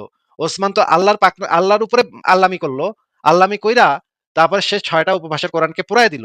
তাইলে আল্লাহর যে বাণীটা ছিল যে আমি কোরআন নাজিল করেছি এবং আমি এর সংরক্ষণকারী, এই কথাটাকে তো ওসমানই ভায়োলেট করে ফেলাইলো ভাই। এটা হচ্ছে আমার প্রশ্ন, এবার আপনি উত্তর দেন। এখন আল্লাহ তো আরবি ভাষায় কোরআন অবতীর্ণ করেছেন। আরবি ভাষাতে করেছেন নাকি কার্বি ভাষাতে করেছে, এইটা তো আমি প্রশ্ন করিনি ভাই। আমি আপনাকে কি প্রশ্ন করেছি আপনি কিছুই বোঝেন নাই নাকি? মানে আমি আচ্ছা, আমি আপনার কথা আপনাকে বুঝেছি। ঠিক এখন আছে, আপনি জানতে চাচ্ছেন ঠিক আছে, আমি আপনাকে তাহলে সরাসরি ইসের থেকে দেখাচ্ছি, হাদিস থেকে দেখাচ্ছি। বুঝতে পারছি যে না? আপনি আমার কথা প্রশ্ন বুঝেন না ভাই। তাইলে একটু সমস্যা। তাহলে ভালো করে বুঝায় দিতে হবে। দেখেন এখানে সহিহ বুখারী ইসলামিক ফাউন্ডেশন ৪,৬৩০ নম্বর হাদিস। কুরআন ৭ উপভাষায় নাজিল হয়েছে, আঞ্চলিক ভাষায় নাজিল হয়েছে। এখানে মোহাম্মদ বলতেছে, আহ, এ কোরআন ৭ উপভাষায় নাজিল করা হয়েছে, সুতরাং তোমাদের জন্য যা সহজতর সে পদ্ধতিতে তোমরা পাঠ করো। মানে মোহাম্মদের কাছেই ৭টা উপভাষার আঞ্চলিক ভাষাতে কোরআনটা নাজিল করা হয়েছিল এবং মোহাম্মদ বলে দিয়েছে তোমাদের যেটা ভাল লাগে সেটা তোমরা পড়ো, যেটা সহজ লাগে সেটা পড়ো, কোনো সমস্যা নেই। ঠিক আছে, এই জিনিসটা আমরা জানতে পারলাম। এবার আমরা দেখি যে ঘটনা কি ঘটলো। এবার বুখারী শরীফ ইসলামিক ফাউন্ডেশন ৪,৬২৬ নম্বর হাদিসে আমরা দেখি, এখানে দেখেন, এ সময় ওসমান ৩ জন কুরাইশি ব্যক্তিকে বললেন, কোরআনের কোনো বিষয় যদি যায়েদ ইবনে সাবিতের সাথে তোমাদের মতপার্থক্য দেখা দেয় তাহলে তোমরা তা কুরাইশদের ভাষায় লিপিবদ্ধ করবে, কারণ কোরআন তাদের ভাষায় অবতীর্ণ হয়েছে। এই কথাটা একটা ভুল কথা, ওসমান যেটা বলছে সেটা একটা ভুল কথা, কারণ কোরআন শুধুমাত্র কুরাইশদের ভাষায় লিপিবদ্ধ হয় নাই। কোরআন নাজিল হয় নাই, কোরআন নাজিল হয়েছে ৭টি উপভাষায়, যেটা মোহাম্মদ বলছে। ওসমান এখানে পাকনামি করে বলতেছে যে না, শুধুমাত্র মানে শুধু কোরাইশদের ভাষাতেই তোমরা লিখবা, কারণ কোরআনটা তাদের ভাষায় অবতীর্ণ হয়েছে। এরপরে কি করলো ওসমান? তারপর তিনি কোরআনের লিখিত মাসহাফ সমূহের একখান মাসহাফ এক এক প্রদেশে পাঠিয়ে দিলেন এবং এতদ ভিন্ন আলাদা আলাদা বা একত্রে সন্নিবেশিত কোরআনের যে কপি সমূহ রয়েছে তা জ্বালিয়ে দেওয়ার নির্দেশ দিলেন। মানে বাদ বাকি যে ৬টা উপভাষার কোরআন বিভিন্ন কাগজে টাগজে লেখা ছিল, সেগুলো ওসমানের নির্দেশে সেগুলো তখন পোড়ায় ফেলা হইলো। তার মানে এই আল্লাহ পাক যে ৬টা কোরআন, মানে বাদ বাকি যে ৬টা উপভাষার কোরআন নাজিল করছিল, সেই ৬টা উপভাষার কোরআনকে ওসমান পুরায় ফেললো। কিন্তু এখানে নবী বলে গেছিল তোমাদের তোমাদের কাছে 7টা ভাষায় নাজিল করা হয়েছে, যেটা তোমাকে ভালো লাগে তোমরা সেটা পড়বা। মানে 7টা উপভাষার কোরআনই আল্লাহ পাকই নাজিল করছিল তার কাছে, এবং আল্লাহ পাক এটাও বলছে যে আমি কোরআন নাজিল করেছি এবং আমি এই কোরআনের সংরক্ষণকারী, এটাও আল্লাহ পাক কোরআনের ভিতরে বলছে। তাহলে এখানে দেখা যাচ্ছে যে 6টি উপভাষার কোরআন ওসমান পুরায় ফেলছে। তাহলে ভাই এটা হইলো কেমনে? তাহলে তো মিললো না, তাহলে তো ঘটনা প্যাচ খেয়ে গেল। তাহলে তো আল্লাহর কথা, আল্লাহ যে বলল যে কোরআনকে আমি নাজিল করেছি এবং আমি এর সংরক্ষণকারী, তাহলে তো আল্লাহ তো ওই 6টা উপভাষার কোরআন যেই উপভাষাগুলোতে আল্লাহ পাক নাজিল করছিল সেগুলো তো আল্লাহ পাক আর সংরক্ষণ করতে পারে নাই। তাহলে তো আল্লাহ পাক এখানে ভুল প্রমাণিত হইলো, আল্লাহ পাক তো তার দায়িত্ব পালন করতে ব্যর্থ হইলো। আপনাকে এই প্রশ্নটা করেছি, এবার আপনি উত্তর দেন ভাই। হ্যাঁ, আপনি যে প্রশ্ন করেছেন সেটা আমি বুঝেছি এবং সেটার ইতিহাসও আমি পড়েছি। কিন্তু বিষয়টা হলো ওইটা বিষয় না। বিষয় হলো আপনি যে বললেন যে আল্লাহ তাআলা কোরআনকে সংরক্ষণ করতে পারেন নাই বা তিনি বাকি ৬ টা উপভাষাকে পুড়িয়ে দিয়েছেন। এখন আমার প্রশ্ন, তো ওই ৬ ভাষা যে তিনি পুড়িয়ে দিয়েছেন ওইটা তো কেউ সমালোচনা করে না ওই সময়। ভাই সমালোচনা করছে নাকি করে নাই সেটা তো আমার প্রশ্ন না ভাই। সমালোচনা করলেই কি যায় যেমন আসে, আপনার না করলে আপনার কি যায় আসে? আপনাকে আমি যেটা জিজ্ঞেস করেছি ভাই, ভাই ওসমানকে হত্যা করা হয়েছিল এই কোরআন বিকৃত করার অভিযোগে। সেটা আমি আপনাকে একটু পরে বের করে দেখাবো। হ্যাঁ? ওসমান যে কোরআন নিয়ে টালটি-বাল্টি করছে এইজন্য যে মুহাম্মদের খোদ সাহাবীরা মিল্লা টাইন্না দাড়ি ধরে টাইন্না টানতে, টানতে হেঁচড়াইতে, হেঁচড়াইতে আবু বকরের পোলা ওসমানের দাড়ি ধরে টানতে, টানতে প্রাসাদ থেকে নামায় নিয়া ওসমানের খুন করছে তার দলবল মিলা। এইটা আমি একটু পরে আপনাকে দেখাবো। তার আগে আপনি একটু বইলে নেন সমালোচনা করছে নাকি করে নাই সেটা নিয়ে আমরা পরে কথা বলবো। আব্দুল্লাহ ইবনে মাসউদ মানে বলছে, সরাসরি বলছে যে এই যে যেই কোরআনটা লিখিত হইছে এইটা, এই যে এই কোরআনটা লিপিবদ্ধ করার দায়িত্বপ্রাপ্ত সাহাবী ছিল, সে তখন কাফেরের পেটে ছিল যখন আমি ইসলাম কবুল করি। গালি দেয়া বলছে, কাফেরের বাচ্চা বলছে, এই সাবিতকে কাফেরের বাচ্চা বলছে। এই আব্দুল্লাহ ইবনে মাসউদ গালি দেয়া বলছে। সেগুলো আমি আপনাকে দেখাবো যে সমালোচনা হইছে নাকি হয় নাই। আপনাকে আপাতত যেটা জিজ্ঞেস করছি, আল্লাহ যে বলল যে কোরআন আমি নাজিল করেছি এবং আমি এর সংরক্ষণকারী, এই কথাটা তো তাইলে আমরা দেখতে পাচ্ছি 6টি উপভাষার কোরআন আল্লাহ পাক সংরক্ষণ করতে পারলো না। তাহলে তো আল্লাহ পাক ব্যর্থ হইল। এটার উত্তরটা দেন। না, এখন আমি আপনাকে সেটা কথা বলতেছি যে ওই উত্তর দেওয়ার আগে আমি আরেকটা কথা বলে নিই। এখন ৬ ভাষাতে ৬ টি উপভাষা বা ৭ টি উপভাষা যে তিনি কোরআন অবতীর্ণ করলেন, তো সেটা তো আমি যত বড় বাংলাদেশের যত বড় যারা বিজ্ঞ পণ্ডিতই হোক না কেন, তারা তো আরবদের চাইতে বেশি ওই ভাষা সম্পর্কে জানবে না, জানবে? ভাই কারা বেশি এখন জানবে কারা কম জানবে সেটা নিয়ে আমার কোনো প্রশ্ন নাই ভাই। আমার প্রশ্ন হচ্ছে যে আল্লাহ পাক ৭টি উপভাষার কোরআন নাজিল করছিল, সেটার ভিতরে ৬টা ওসমান পুরাই দিছে, সেগুলো আর সংরক্ষিত হয় নাই। তার মানে আল্লাহ যে সংরক্ষিত বলছিল হয়নি আমি তাহলে কোরআনকে নাজিল করেছি, আল্লাহ পাক যে বলছিল আমি কোরআনকে নাজিল করেছি, আমি এর সংরক্ষণকারী, এই কথাটা সাথে, সাথে তখন ভায়োলেট হয়ে গেল। আল্লাহ পাক তখন ব্যর্থ প্রমাণিত হইল, কারণ আল্লাহ পাক তার নাজিলকৃত বাদবাকি ৬টি উপভাষার কোরআনকে সংরক্ষণ করতে পারল না। আমার প্রশ্ন হচ্ছে এইটা। না, এটা ভায়োলেট হয় নাই। তো এখনো সারা দুনিয়ার মধ্যে ৭ ভাষার কারি রয়েছেন বা ৭ ভাষায় তারা কোরআনের একটু এক্সপার্ট, আমাকে বের করে কোরআনের দেখান। তেলাওয়াত ওই হয়। ওই আয়াত মানে ওই উপভাষার কোরআনটা একটু বের করে দেখান আমাকে। একটা বের করে দেখাতে পারলেই হবে। দেখান।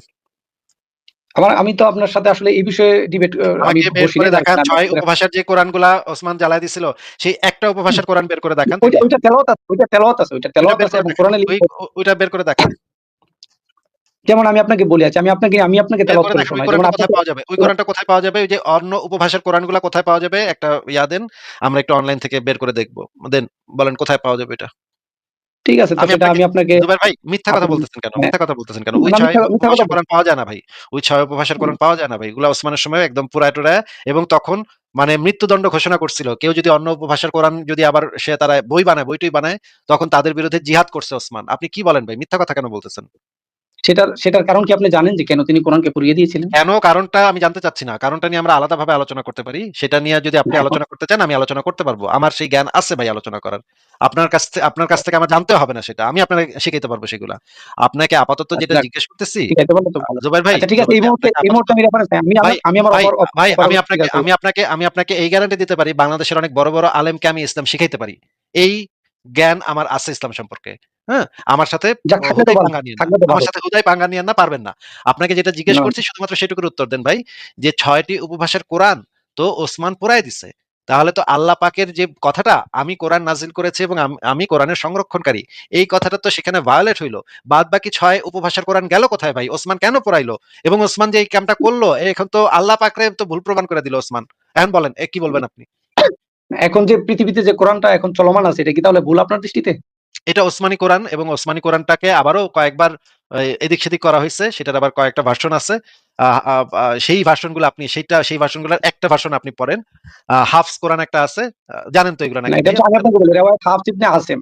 হাফস ইবনে আসিমের তেলাওয়াত আমরা করি আরকি, পড়ি। হ্যাঁ, হাফসের কোরআন আপনারা পড়েন। কিন্তু আবার যদি আপনি হ্যাঁ। আফ্রিকার দিকে যান সেখানে আবার ভিন্ন আরেক ধরনের আরেকটা ওইটাই তো ডায়ালেক্টের কোরআন ওইটাই তো আপনি আমি পাবেন। বলতে চাচ্ছি যে ওইটাই তো আমি আপনাকে বলছি যে না, না তেলাওয়াত তো ওইটা আছে, তো তেলাওয়াত তো বিদ্যমান না, আছে। না ভাই, আপনি না জানতে ভাই, চাচ্ছেন যে না, আপনি ভুল জানতে বলতেছেন চাচ্ছেন ভাই। যে এটার ভুল ইয়াটা বলতেছেন ভাই, কোথায়? মানে জুবাইর ভাই টেক্সটটা ভুল কোথায়? বা বলতেছেন। আপনার বুকটা কোথায়? ভাই ভুল বলতেছেন জি ভাই। বলেন। ওই আমি ৬ উপভাষার কোরআন তো পাওয়া যায় না। এই ওসমানের কোরআনের যে না, উপভাষাগুলা, এই ওসমানের কোরআনের যে ডায়ালেক্ট গুলা সেগুলো আপনি পাইতে পারেন। কিন্তু ৬ উপভাষার কোরআন তো তখনই শেষ হয়ে গেছে। তখন ওগুলার তো আর নাই। না, হ্যাঁ, আমি আচ্ছা ঠিক আছে, আমি আপনার সাথে একমত যে ৬ উপভাষার কোরআন এখন পৃথিবীতে নাই, কিন্তু তেলাওয়াত আছে। তাহলে তো আল্লাহ পাক তো সেই জিনিসটা সংরক্ষণ করতে পারে নাই। তাইলে আপনি আমাকে ৬ টা না, সেই আল্লাহ তো এখন আল্লাহ তো সংরক্ষণ করতেছেন। তো এখন যে কোরআন, এটা তো ফার্স্ট টু লাস্ট আল্লাহ তাআলা সংরক্ষণ করছেন। কিভাবে করছেন? না, সেটা না আল্লাহ পাক তো পাঠ্যপুস্তকে আছে।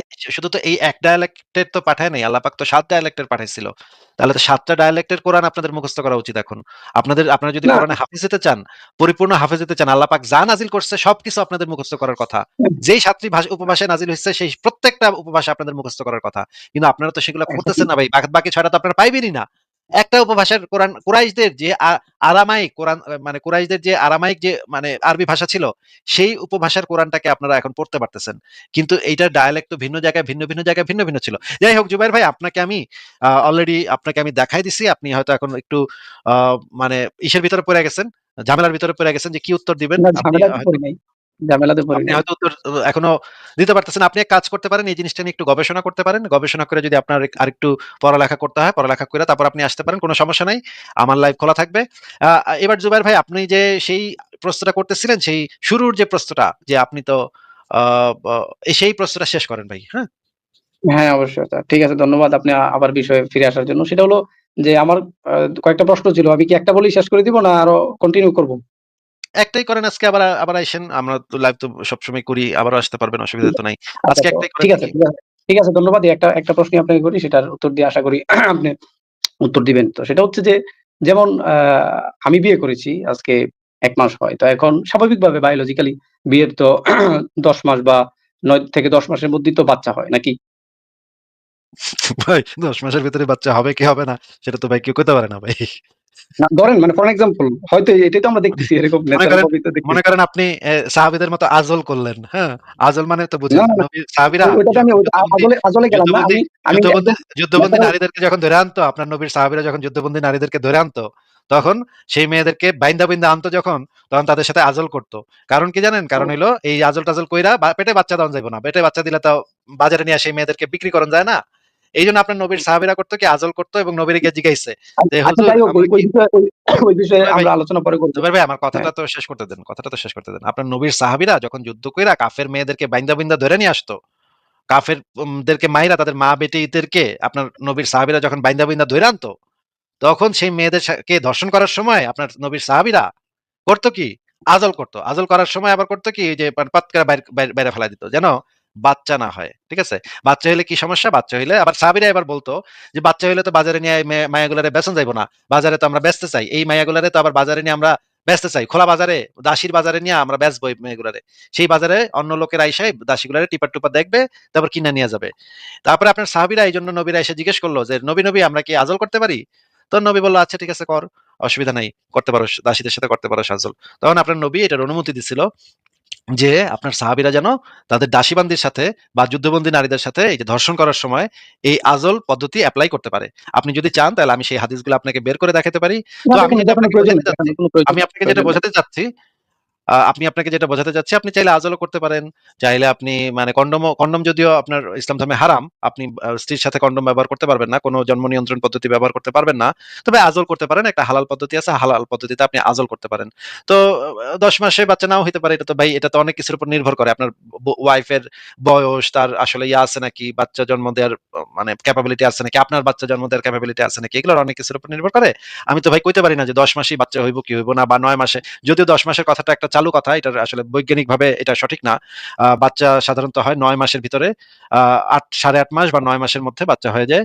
আ আ এইটা মানে হিসাবটা করতে হয় যখন ওই পিরিয়ডটা হইছে, তখন থেকে ওই হিসাবটা করতে হয়। মানে হচ্ছে গিয়ে গর্ভাশয়টা, মানে হচ্ছে গিয়ে যে ডিম্বাণুটা যখন থেকে শুরু হইছে সেখান থেকে হিসাবটা করতে হয়। সেইটার হিসেবে ৮.৫ মাস থেকে ৯ মাসের ভিতরে বাচ্চা হইতে পারে। বলেন। আচ্ছা ঠিক আছে, এখন আমার যে প্রশ্নে আমি চলে যাই, সেটা হচ্ছে নাস্তিক জনাব আসিফ মহিউদ্দিন। মনে করেন যে একটি সন্তান সে 10 মাস পরেই দুনিয়াতে আসবে।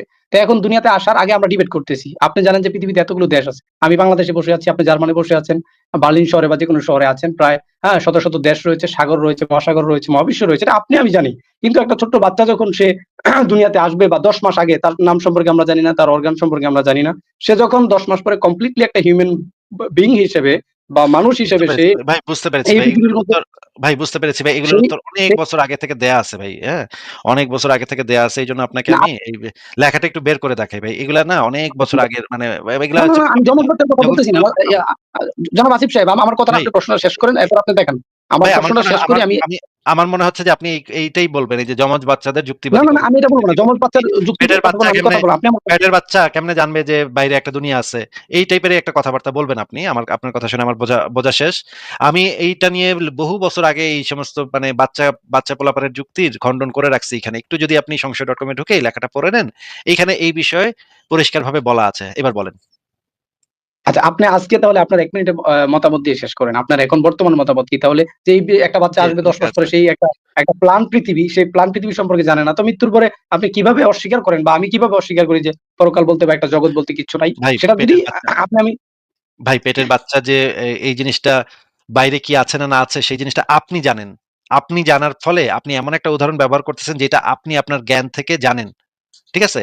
এইটাকে কাজে লাগায় আপনি এমন একটা দাবি করতেছেন যেটা সম্পর্কে আপনি আপনার কোনো জ্ঞান আসলে নাই। ঠিক আছে? একইভাবে আমি যদি এটা বলি যে আল্লাহ পাক কি জানে যে আল্লাহ পাককে কাল্লা পাক নামক একজন স্রষ্টা সৃষ্টি করেছে? আল্লাহ পাক কেন এটা বিশ্বাস করছে না যে কাল্লা পাক আল্লাহ পাককে সৃষ্টি করেছে? এখন যদি মানে আপনি আমারে জিজ্ঞেস করেন, "ভাই আল্লাহ পাকরে কেউ সৃষ্টি করছে এটার প্রমাণ কি?" আমি বলব, "প্রমাণ দেখাবো না।" কারণ হচ্ছে পেটের বাচ্চার মতো আল্লাহ পাকও একটা সত্তা যে তার একটা দুনিয়াতে আছে। সে ভাবতেছে তার কোনো স্রষ্টা নাই। আপনার যে আল্লাহ পাক, আপনার যুক্তিটা আমি আল্লাহ পাকের উপর প্রয়োগ করতেছি। বুঝছেন? মানে হচ্ছে আমি বলতে চাচ্ছি, আল্লাহ পাকের একজন স্রষ্টা আছে যার নাম হচ্ছে কাল্লাল্লাল্লাল্লাল্লাহ পাক। হ্যাঁ?